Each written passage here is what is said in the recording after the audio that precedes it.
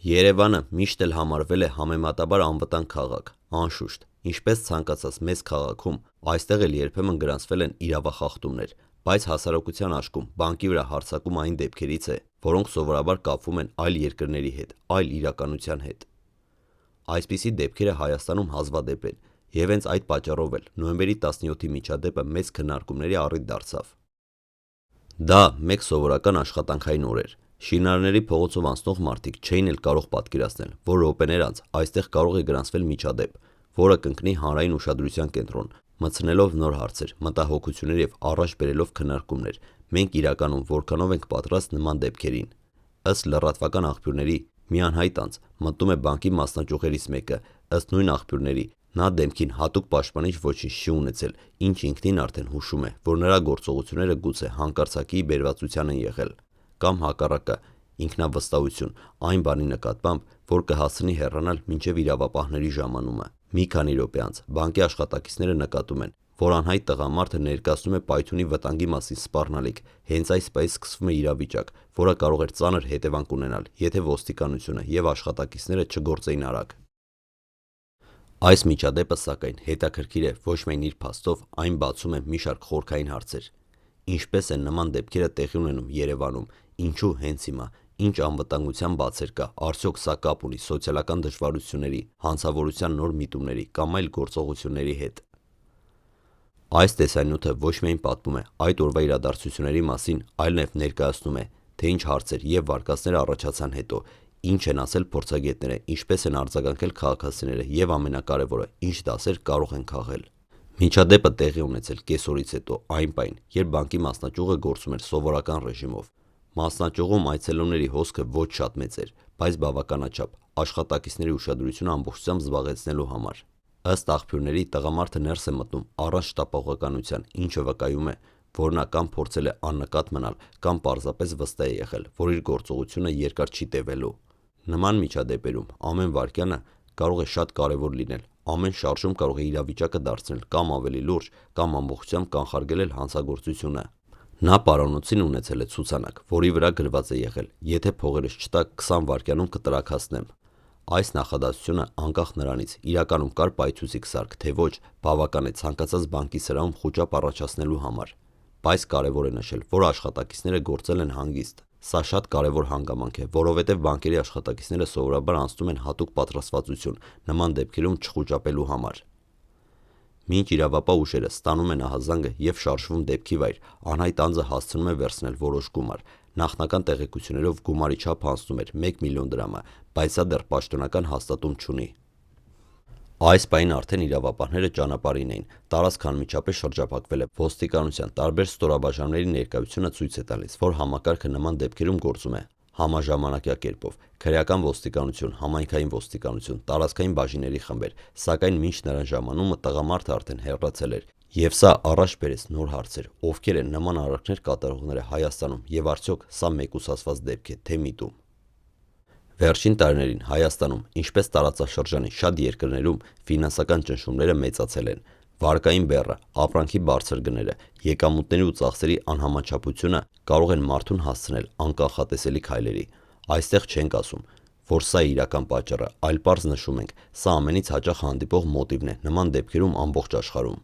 Վերջին տասնամյակում բանկային հարձակումների բնույթը ամբողջ աշխարհում փոխվել է։ Եթե նախկինում դրանք իրականացվում են կազմակերպված խմբերի կողմից, ապա այսօր ավելի հաճախ դրանք կատարում են միայնակ անձինք, առանց նախապատրաստման, հանկարծակի որոշումով։ Այս դեպքը ևս նախնական պատկերացմամբ նման էր հենց այս տեսակի իրադարձություններին։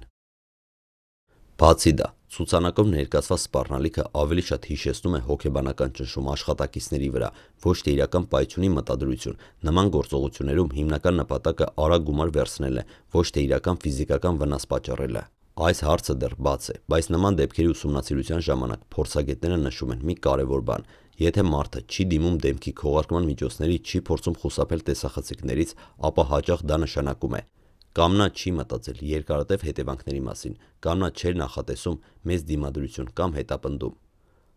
Հայաստանում բանկային ճյուղերի վրա հարձակումները հազվադեպ են, Եվ երբ նման դեպք արձանագրվում է, միշտ էլ գոյանում են այլ վարկածներ, որոնցում մարդիկ փորձում են տեսնել ավելի խորքային գործընթացներ, սակայն ներկայումս չկա որևէ տվյալ, որ միջադեպը կապ ունի ավելի մեծ կազմակերպված հանցագործության հետ։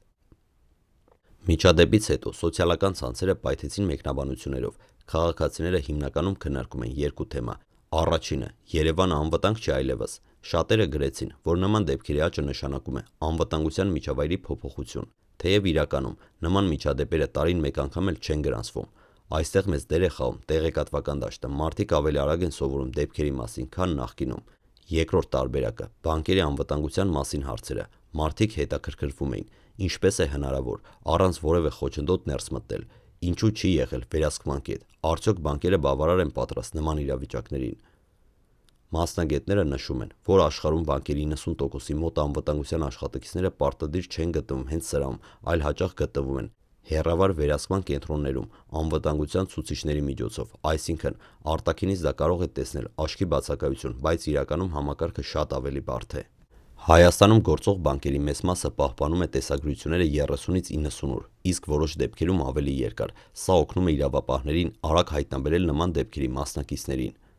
Բանկային ոլորտում սովորաբար աշխատակիցները անցնում են երբեք չխուճապվելու վերապատրաստվում, սպառնալիքի դեպքում ոչ դիմադրության քաղաքականությանը, հաճախորդների և անձնակազմի անվտանգության առաջնահերթություն։ Սա է պատճառը, որ միջադեպերից շատերում աշխատակիցները չեն փորձում դիմադրել, քանի որ դա կարող է հանգեցնել ավելի վատ հետևանքների։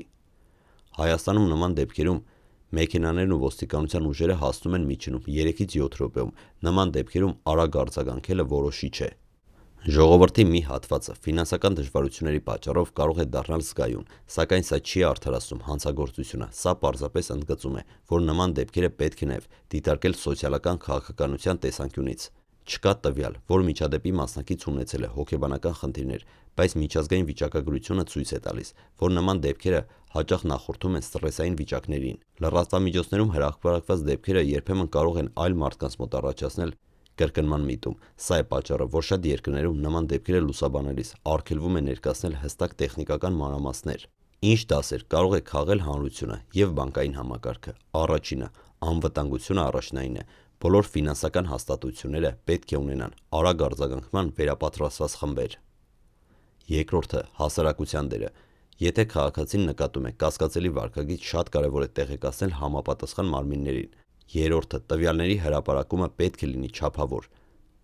Մեդիան պետք է պահի հավասարակշռություն, ոչ սենսացիոն, ոչ կրկնօրինակման խրախուսող։ Չորրորդը՝ աշխատակիցների պաշտպանվածությունը։ Իրավապահ մարմինները պետք է ապահովեն, որ բանկերի աշխատակիցները ունենան հոգեբանական աջակցություն նման դեպքերից հետո։ Նոյեմբերի 17-ի միջադեպը դարձավ հիշեցում, որ նույնիսկ համեմատաբար խաղաղ և ապահով քաղաքներում երբեմն կարող են տեղի ունենալ անսպասելի իրադարձություններ, սակայն այս միջադեպը ցույց տվեց նաև ոստիկանության արագ արձագանքը, բանկային աշխատակիցների հավասարակշռված վարքագիծը և այն, թե ինչպես կարող են նման դեպքերը լուծվել առանց զոհերի և մեծ բարդացումների։ Այսօր շատ կարևոր է, որ նման դեպքերից մենք քաղենք ոչ թե վախ, այլ գիտակցություն այն մասին, որ անվտանգության համակարգերը պետք է շարունակաբար զարգանան և որ հասարակությունը պետք է համագործակցի իրավապահների հետ։ Երևանը դեռևս համարվում է տարածաշրջանի ամենաապահով մայրաքաղաքներից մեկը, և նման միջադեպերը ոչ թե վկայում են անկարգության մասին, այլ հիշեցնում՝ անվտանգությունը մշտական գործընթաց է։